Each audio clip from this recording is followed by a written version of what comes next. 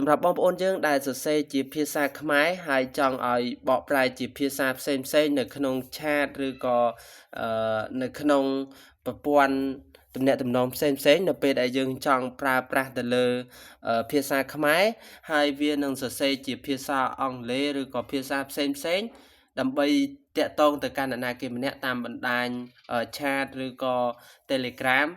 Instagram អីហ្នឹងគឺគ្នាយើងអាចឆាតតាក់ទងតាមរយៈការសរសេរជាភាសាខ្មែរវានឹងលោតជាភាសាអង់គ្លេសឬក៏ភាសាផ្សេងៗឲ្យយើងអាចធ្វើទៅបានតាមរយៈការបង្ហាញរបស់ខ្ញុំបាទនៅក្នុងវីដេអូមួយនេះតែម្ដងអូខេក្រុមជំរាបសួរក៏ដូចជាសួស្តីទៅកាន់ពុកម៉ែបងប្អូនទាំងអស់គ្នាត្រឡប់មកជួបជាមួយនឹងខ្ញុំបាទប៉ាត្រីបន្តទៀតជាមួយនឹង PPY Channel របស់ខ្ញុំបាទផងដែរវីដេអូមួយនេះខ្ញុំនឹងចែករំលែកអ្នកទាំងអស់គ្នាពីរបៀបនៃការសរសេរជាភាសាខ្មែរតែវានឹងលោតជាភាសាផ្សេងទៀតដើម្បីឲ្យយើងងាយស្រួលនៅក្នុងការតាក់ទងជាមួយនឹងបរទេសឬក៏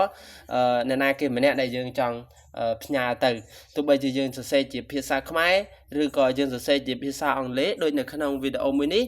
អ្នកទាំងអស់គ្នាអាចមើលឃើញហើយនៅពេលដែលយើងសរសេរជាភាសាខ្មែរថាសួស្តីវានឹងលោតកន្លែងនេះជាអង់គ្លេសថា hello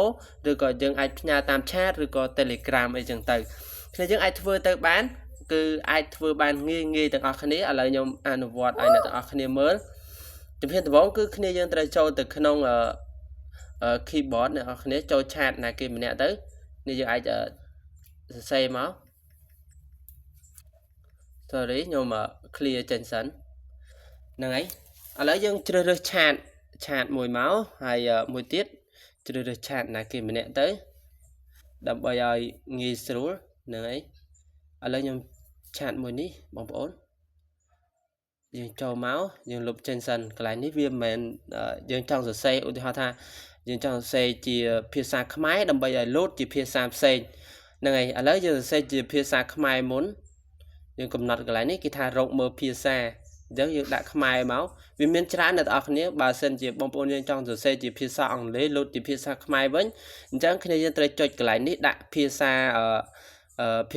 អង់គ្លេសហើយកន្លែងនេះដាក់ខ្មែរវិញហើយបើសិនជាយើងចង់សរសេរជាឲ្យវាចេញជាភាសាផ្សេងដូចជាកូរ៉េចិន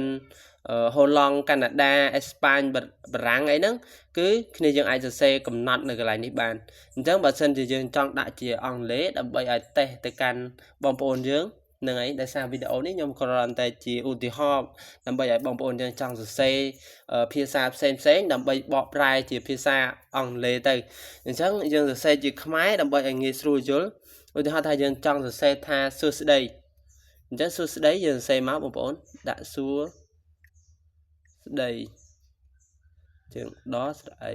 សួស្តីអញ្ចឹងនៅពេលដែលយើងចុចពាក្យថាបកប្រែខាងក្រោមនេះវាបកប្រែហើយវាលោតនៅកន្លែងនេះអញ្ចឹងយើងអាចផ្ញើទៅបានឥឡូវយើងធ្វើតេស្តសាកមើលទៀតសួស្តីហើយដក clear ដាក់តើអ្នកសុខសប្បាយជាទេកន្លែងនេះបញ្ជាក់អ្នកនរគ្នាអាចនិយាយក៏បានដែរតែខ្ញុំសរសេរសុខហើយសម្រាប់យើងអាចសរសេរបានទាំង Android ទាំង iOS មិនថា iPhone ឬក៏ Android ទេគឺយើងអាចសរសេរបានដូចគ្នាអញ្ចឹងគ្នាយើងដាក់មកសុខសប្បាយជាទេ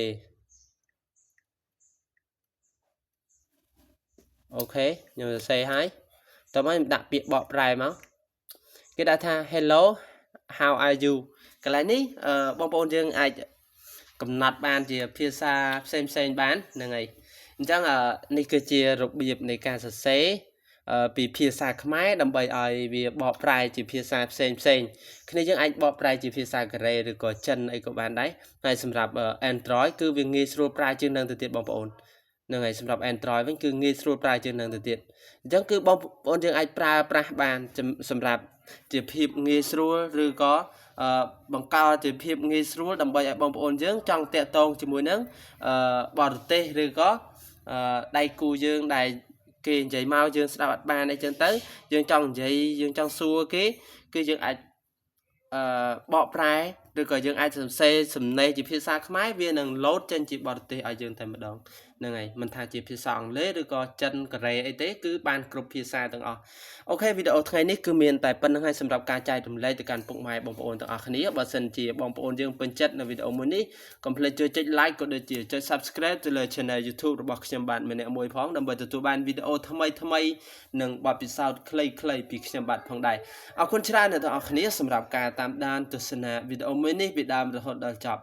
ជួបគ្នាវីដេអូបន្ទាប់ទៀតជាមួយនឹងខ្ញុំបាទផងដែរហើយខ្ញុំក៏សង្ឃឹមថាវីដេអូនេះគឺជាអត្ថប្រយោជន៍មួយសម្រាប់បងប្អូនទាំងអស់គ្នាសង្ឃឹមថាអ្នកទាំងអស់គ្នានឹង share ចែករំលែកទៅកាន់អ្នកណាម្នាក់ឬក៏គ្នាយើងដែលអត់ទាន់បានដឹងពីរបៀបនៃការសរសេរអក្សរបែបនេះអូខេជួបគ្នាវីដេអូក្រោយទៀតជាមួយនឹងខ្ញុំបាទ